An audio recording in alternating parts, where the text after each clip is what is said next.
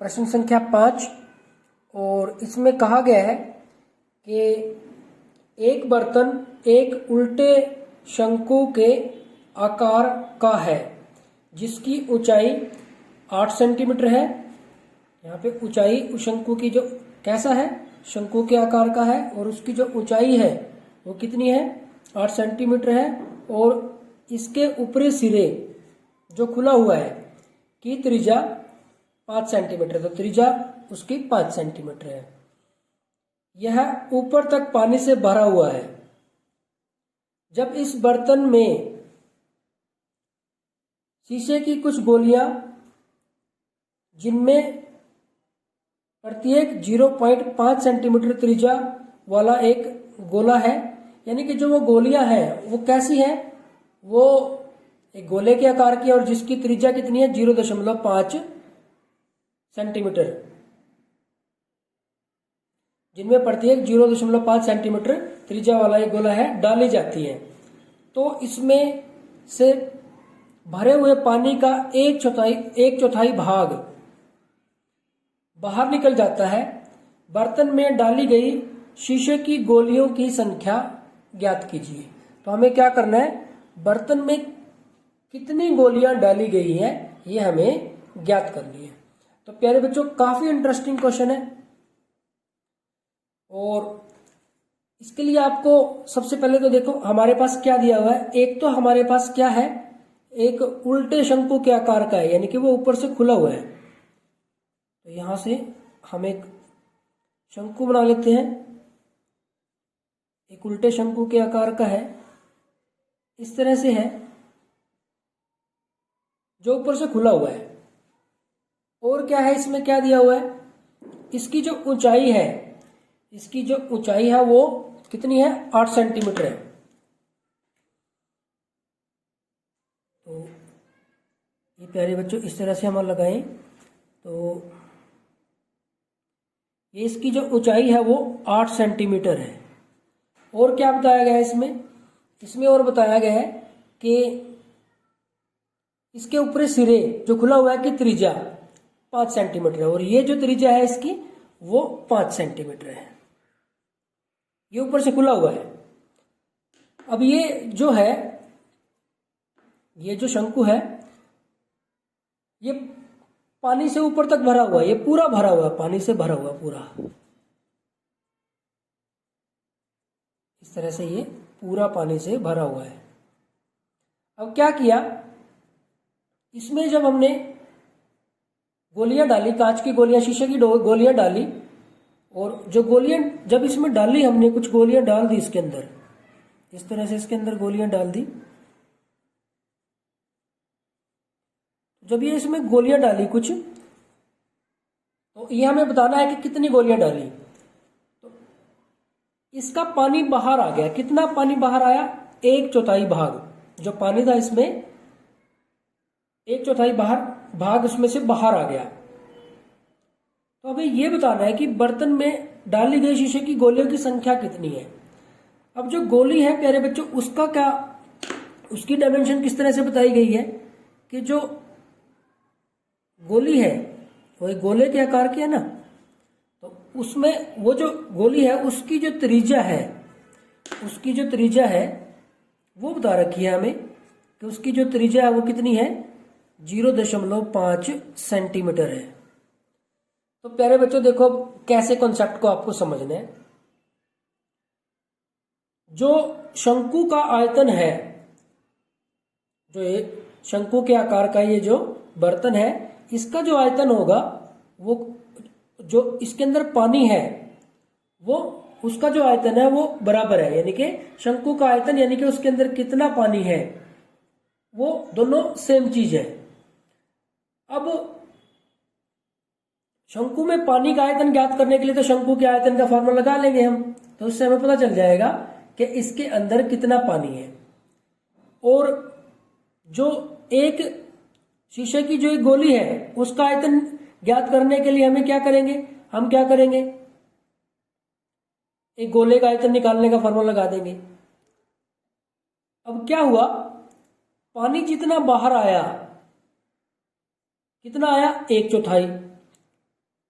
शंकु में जितना पानी था उसका 1/4 बाहर आ गया।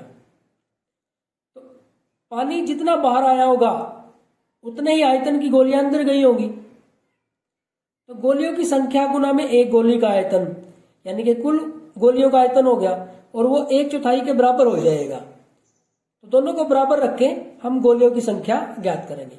आपको कुछ कॉन्सेप्ट समझ में आ गया होगा, लेकिन पूरा भी क्लियर नहीं होगा, लेकिन ऐसी बात नहीं है, बड़ी आसानी से आपको समझ में आ जाएगा। तो प्यारे बच्चों, हमारे पास देखो क्या दिया हुआ है। जो हमारे पास शंक्वाकार बर्तन है, शंक्वाकार बर्तन की त्रिज्या आर हमारे पास है 5 सेंटीमीटर। शंक्वाकार बर्तन की जो त्रिज्या है वो हमारे पास आर 5 सेंटीमीटर है। इसी तरह से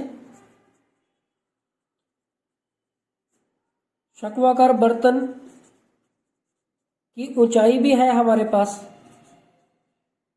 h, ये है 8 सेंटीमीटर। अब ये पानी का पूरा भरा हुआ है, तो हम लिखेंगे कि शंक्वाकार बर्तन में पानी का आयतन, तो पानी तो वैसे ही आकार ले लेगा जैसा वो बर्तन है, और शंकु का आयतन क्या होता है 1/3 पाई आर स्क्वायर एच। तो इतना है उसके अंदर, यहां पे 1/3 गुना में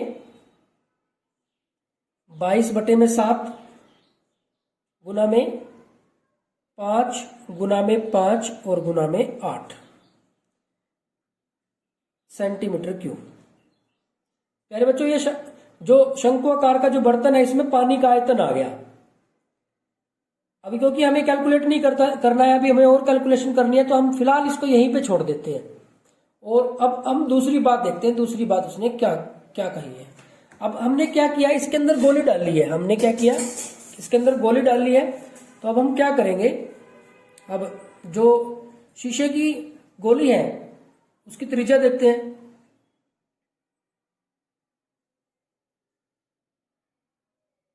यहां पे हम लिख देते हैं कि जो हमारे पास,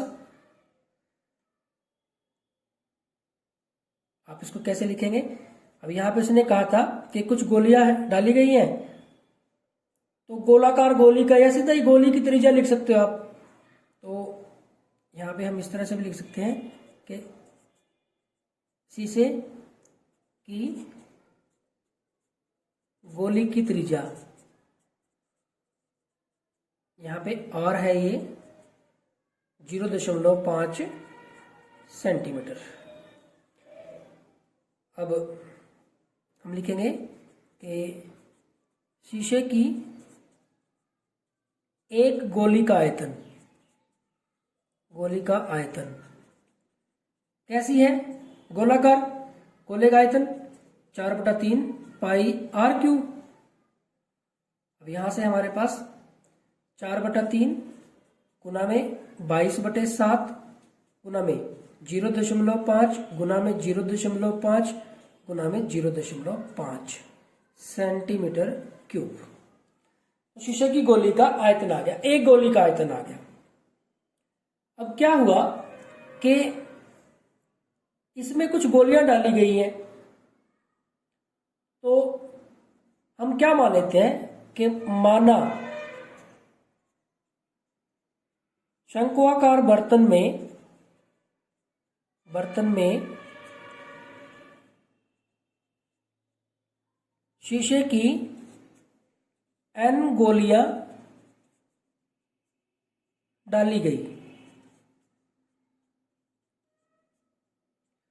तो जब n गोलियां डाली गई तो उन गोलियों को डालने की वजह से पानी बाहर आ गया। तो इसका अर्थ क्या हुआ कि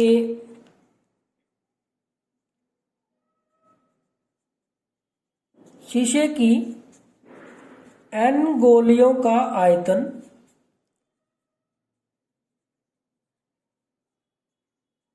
शीशे की n गोलियों का जो आयतन है